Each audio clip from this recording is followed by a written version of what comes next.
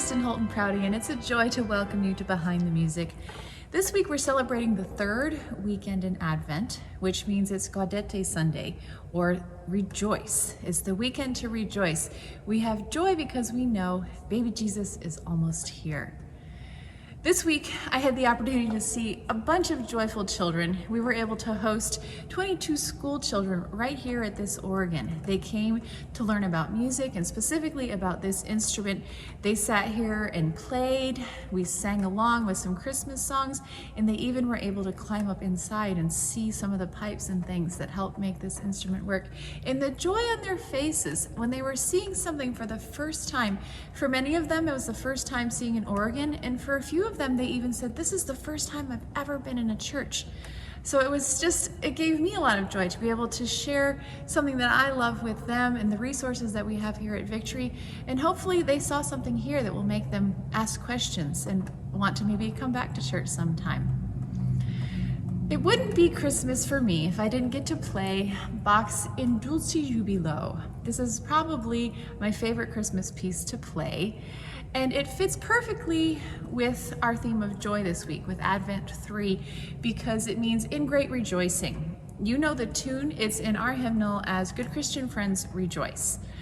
And so he takes this tune that we know, da da da da da da da da, right? You know how Good Christian Friends Rejoice goes. And he starts it out like a chorale. Let me play it for you.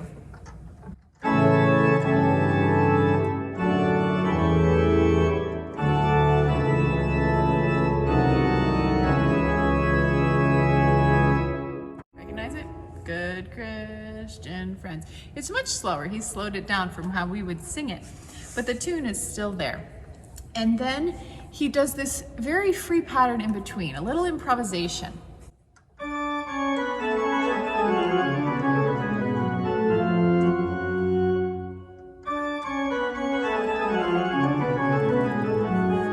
Back to the chorale.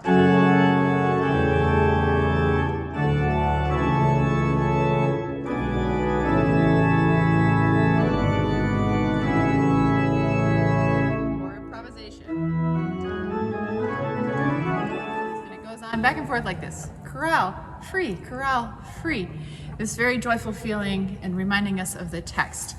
But then when he gets to the part where it talks about the sun, now it's written as S-U-N, the sun rising. I think it probably has a double meaning because we're also anticipating the sun, S-O-N, right? But he suddenly goes from this feeling of two, which we've been having, like this.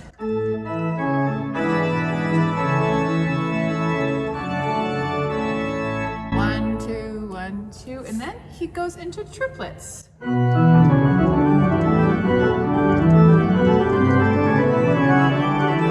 hear that sun rising, it's coming up, rising.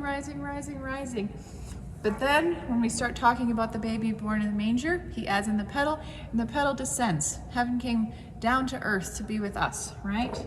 We have our descending pedal line here.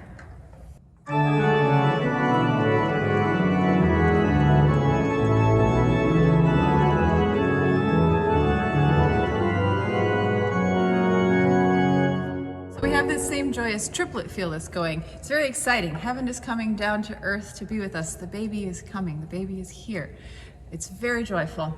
But then at the end, just as quickly as we went from that feeling of two at the beginning into the joyful triplet section, we come right back into this stately 2 or 4. When we get to the text, Alpha S et O, he is the Alpha and the Omega, the beginning and the end. He's coming as a baby, but that's not his beginning. He's been here forever. The whole reason he's coming as a baby is that he's seen everything that's happened. He knows everything that's going to come in the future, and he knows that we need him now. So here we are. This is important. We're not fooling around with improvisation and fun triplets. This is serious business.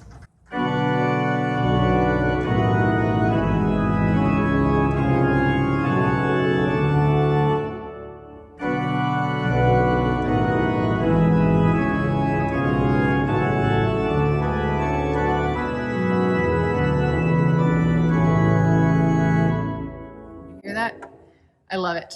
I love how it contrasts between free and very exciting and then very serious and proper. It's really nice contrast, and it shows off the organ so well.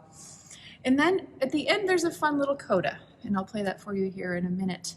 But I hope that this week, this joyful week of Advent, I hope that even in 2020 and COVID and everything else that's going on, that you find a reason to be joyful. And if the reason is nothing other than baby Jesus is almost here, that's good enough for me.